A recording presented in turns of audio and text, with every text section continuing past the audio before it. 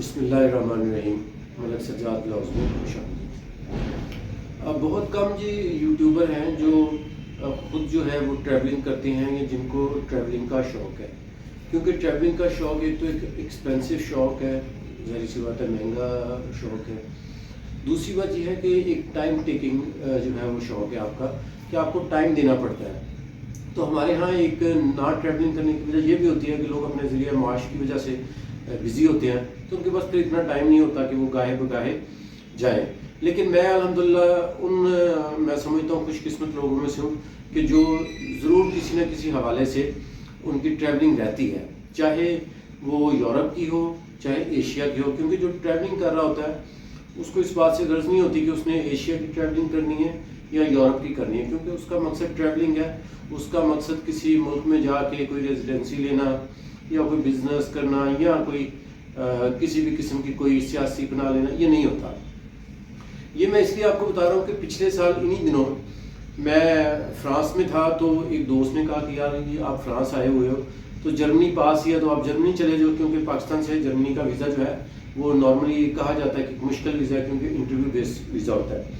तो मैंने कहा चलो चलते हैं। तो हम कोई 1 घंटा कोई 25 मिनट की फ़्लाइट पे हम गए और एक दिन हमने वहाँ स्पेंड किया। मतलब सुबह हम कोई क्योंकि यूरोप में जो लोग जाते हैं उनको पता है कि सुबह सुबह की वहाँ फ़्लाइट्स जो हैं वो ज़रा सस्ती होती हैं, तो हमने एक दिन वहाँ स्पेंड किया। वो लोग जो जर्मनी विज़िट कर चुके हैं या कभी करेंगे वो जानते हैं कि जर्मनी अगर आप विज़िट करते हैं, स्पेशली उनका जो कैपिटल है बर्लिन, अगर आप विज़िट करते हैं तो वो एक बड़ी मज़ेदार जगह है।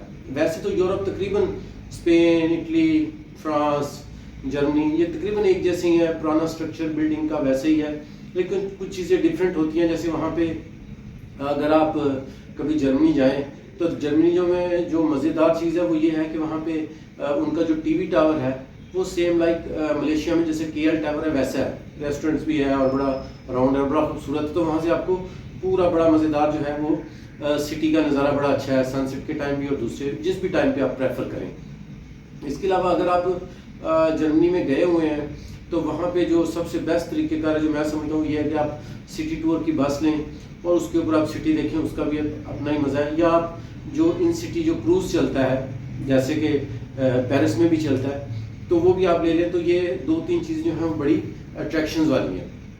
तो एक दिन के लिए हम गए। ये मैं इसलिए आपको बात बता रहा हूँ क्योंकि इससे पहले मैंने जर्मनी का ब्लॉग नहीं बनाया, क्योंकि दूसरे कामों से फुर्सत नहीं है। तो कल मेरे पास एक दोस्त आए, उन्होंने जर्मनी का वीज़ा जो है वो अप्लाई किया हुआ था, और जर्मनी का वीज़ा जो उन्होंने अप्लाई किया था वो तकरीबन कोई 22 दिन पहले उन्होंने उसका इंटरव्यू दिया था और अल्हम्दुलिल्लाह उनको वीज़ा जो है वो ग्रांट हो गया। अच्छा, वो उसमें हमने उनकी सिर्फ इतनी सी हेल्प की थी कि उन्होंने मुझसे कहा था कि साहब भाई इसमें जो भी आप हमारी हेल्प कर सकते हैं करें। तो एक कंसल्टेंट जो है वो जो तैयार कर सकता है हमने वो करके उनको दिया। अच्छा, इसी तरह जापान के हवाले से भी मैं साथ आपको लेटेस्ट अपडेट दूँगा। सुबह सुबह एक दोस्त है, उनका फ़ोन आया कि उनको जापान का वीज़ा मिल गया। हालांकि जापान की रेशियो थोड़ी कम हो गई थी, लेकिन उनकी सिर्फ 3 जो हैं वो विज़िट थे इंटरनेशनली। एक दुबई का था, एक थाईलैंड का था और एक मलेशिया का था। तो जापान ने उनको भी वीज़ा दे दिया। तो ये मैं अगेन इसलिए कह रहा हूँ कि वो लोग जो ये समझते हैं कि जी एम्बेसीज की रेशो ख़राब हो गई है, ये हो गया वो हो गया, हम लोग शोर मचाते हैं। असल बात ये कि हमारे पास अपने पास तो डॉक्यूमेंट्स होते नहीं है, सच्ची बात ही है, पकड़ दकड़ के लगाए होते हैं, तो एम्बेसी क्या करे। लेकिन जेन्युइन ट्रैवलर जो है वो 90% जेन्युइन ट्रैवलर जो है उसको वीज़ा मिल जाता है। अच्छा, तो उसमें जो जर्मनी का मैं आपको बता रहा हूँ, तो जर्मनी के जो दोस्त जिनको मिले वो इंतहाई सादा तबीयत के और सादे से आदमी है। कोई ऐसा नहीं है कि जिस तरह लोग बाबू शाबू होते हैं, टाई शाई लगाई और बड़े वेल एजुकेटेड, ये वो ऐसी कोई उनका जो है वो ऐसी कोई मतलब पर्सनैलिटी नहीं है। नॉर्मल सी सादा सी उनकी पर्सनैलिटी है। और मेरी उनसे बड़ी डिटेल में फिर कल डिस्कशन हुई कि यार आप बताएं, क्योंकि जर्मनी का जो वीज़ा है हमारे यहाँ लोग उसको बहुत एक मुश्किल वीज़ा कंसीडर करते हैं, और इस वजह से हमारा सारा जो बर्डन है वो आ जाके हमारा स्पेन की तरफ ही होता है। जितने लोग हैं वो स्पेन कर लें जी, नीदरलैंड कर लें और फ्रांस कर लें, ठीक है जी। हालांकि फ्रांस का वीज़ा भी इंटरव्यू बेस है, लेकिन ये जो जर्मनी का वीज़ा है इसको ज़रा ज़्यादा लोग टफ समझते हैं। लेकिन जो जेन्युइन ट्रैवलर है, जिन दोस्त का हमारे का लग के आया वीज़ा, वो जेन्युइन कोई बहुत ज़्यादा उनकी ट्रैवल नहीं थी। उनकी भी 3-4 कंट्री जो नॉर्मल है, स्पेन, अपना यूरोप के यूरोप में तो वो गए नहीं थे, ये जो यूरोप का उनका पहला था वो भी मलेशिया, थाईलैंड और दुबई इन्हीं कंट्री में गए हुए। तो मेरी बड़ी डिटेल से उनकी डिस्कशन हुई। तो उनसे जो मैंने उनसे जो बातचीत की उसमें आप लोगों को बताना चाहूँ कि ये देखें, कुछ सवालात जो होते हैं वो बड़े अहम होते हैं जो किसी भी इंटरव्यू के लिए होते हैं, चाहे दुनिया में आप किसी भी मुल्क के लेंगे। मिसाल के तौर पर सबसे पहली चीज़ जो आपकी इंटरव्यू में देखी जाती है वो आपकी बॉडी लैंग्वेज देखी जाती है कि आपकी जो बॉडी लैंग्वेज है, आप कितने कॉन्फिडेंट हैं और आप कितने कॉन्फिडेंट सवालों के जवाब दे रहे हैं। सवाल का जवाब गलत हो जाना बात नहीं है, असल चीज़ ये है कि आपने सवाल का जवाब दिया कितने कॉन्फिडेंटली है। और क्योंकि इंसान है उससे गलती हो सकती है, हाँ जानबूझ के वो कोई गलती ना करे। तो अगर आपने जर्मनी का वीज़ा अप्लाई किया हुआ है या जर्मनी का वीज़ा अप्लाई करने का आप इरादा रखते हैं या आपको हमसे कंसल्टेंसी चाहिए, तो मैं बिल्कुल आपको कहूँगा कि आप देखें ना, सारा जोर जिन मुल्कों के ऊपर हमने दिया हुआ है उनके रेशो भी ज़ाहिर सी बात है ज़्यादा है। इस वक्त जो है वो रिजेक्शन की रेशो सबकी ज़्यादा है। तो जिस मुल्क को हम समझ रहे होते हैं कि यार इसकी रेशो जो है वो कम है, उसकी कई दफ़ा रेशो बेहतर हो जाती है। तो इस सिलसिले में मेरी रिक्वेस्ट ये है कि जर्मनी का अगर वीज़ा आपने अप्लाई करना तो कुछ चीज़ों का आपको बड़ा ख्याल रखना है। मिसाल के तौर पर अगर आप इंटरव्यू के लिए गए हैं तो आप कोशिश ये करें कि जितना भी आपने डॉक्यूमेंटेशन या फाइल वर्क जो आपने फॉर्म वगैरह फिल किया हो वो ठीक फॉर्म फिल किया हो या किसी अच्छे कंसल्टेंट से आपने सारी डॉक्यूमेंटेशन और फाइल तैयार करवाई हो। उसके अलावा आपके पास प्रॉपर इस बात का जवाब होना चाहिए कि आप जर्मनी में क्यों जा रहे हैं, आपने जर्मनी को क्यों प्रेफर किया है टूरिज्म के लिए। एक बार मैं आपको ये भी मजे की बात बताऊं कि जिन दोस्त का वीज़ा लग के आया वो स्पेन से रिफ्यूज़ हुए हुए थे। कुछ अर्सा पहले स्पेन से उनकी रिफ्यूज़ल हुई थी और जर्मनी में जो इंटरव्यू उसका हुआ जो जर्मन एम्बेसी में उसने उन्होंने पूछा कि आपको अभी रिसेंटली स्पेन ने जो रिफ्यूज़ किया है वो क्यों किया है। तो उन्होंने, मुझे बड़ी खुशी उनकी सुनकर, उन्होंने बड़ा स्ट्रेट वे जवाब दिया। उन्होंने कहा जी मेरा ख्याल ये है कि उन्होंने इसलिए मुझे रिफ्यूज़ किया क्योंकि उनके जहन में ये था कि शायद ये जाएगा और वापस नहीं आएगा। तो उन्होंने कहा अगर हम आपको वीज़ा ना दें, तो उसने कहा जी ठीक है, अगर आप भी नहीं देंगे तो मैं नहीं जाऊँगा, लेकिन अगर आप मुझे देंगे तो मैं जाऊँगा, मैं वापस आ जाऊँगा। मैं जेन्युइन ट्रैवलर हूँ, मेरा बड़ा अच्छा मतलब बिजनेस है। जितना अच्छा उन्होंने बताया शायद उतना अच्छा नहीं है बिजनेस, ये उनको भी पता है, मुझे भी पता है, लेकिन असल चीज़ उनका कॉन्फिडेंस है। तो अगर आपने इंटरव्यू देना तो बड़ा कॉन्फिडेंस से देना है। दूसरी बात ये कि जर्मनी में अगर आप जा रहे हैं तो किस सिटी में जा रहे हैं। जैसे मैंने आपको बताया कि जी मैं एक सिटी में गया हूँ, जर्मनी के बाकी भी बहुत सारे सिटीज़ हैं। लोगों को तो सच्ची बात यह है कि हमारे यहाँ लोगों को सिटीज़ के नाम भी नहीं आ रहे होते कि जर्मनी के शहर कौन कौन से में, हमने किस लिए जाना है। इसलिए कि हमारे यहाँ 90% लोग जो है उनका पर्पज़ जो होता है विजिट या ट्रैवल नहीं होती। ये मुझे भी पता है, आप लोगों को पता है, लेकिन जो भी पर्पज़ है आपका, आपको होमवर्क पूरा करके जाने की ज़रूरत है। चाहे जो भी आपका पर्पज़ है, मिसाल के तौर पर अगर आप 7 दिन या 8 दिन के लिए, ये भी मेरी बात ज़हन में रखें, लोग 15 दिन के लिए, महीने के लिए, 1.5 महीने के लिए जो है वो विजिट वीज़ा अप्लाई कर सकते हैं। प्लीज़ ये ना करें। वीज़ा नॉर्मली वो 10 से 12 दिन का ही आपको इशू करेंगे, बट आपको 6 से 7 दिन का अप्लाई करना चाहिए। 6 से 7 दिन का अप्लाई करने का आपको फ़ायदा ये होता है कि वो आपके जो बैंक में जो पैसे होते हैं उनको भी वो जजमेंट कर लेते हैं कि क्या ये 6 से 7 दिन रहेगा, तो क्या ये इसके पास मौजूद है।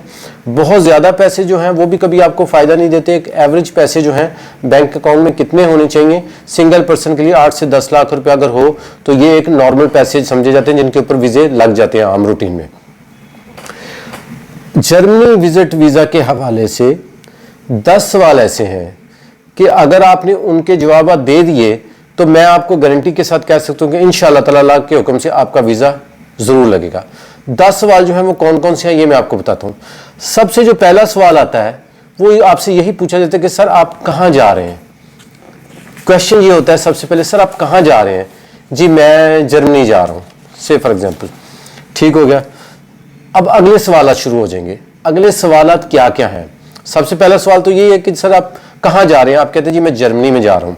अगला सवाल यह था सर जर्मनी में कहाँ जा रहे हैं। तो आपको ये पता होना चाहिए कि मैं जर्मनी में कहाँ जा रहा हूँ, मैं जर्मनी के कौन से शहर में जा रहा हूँ। ठीक है, तो ये दूसरा सवाल है।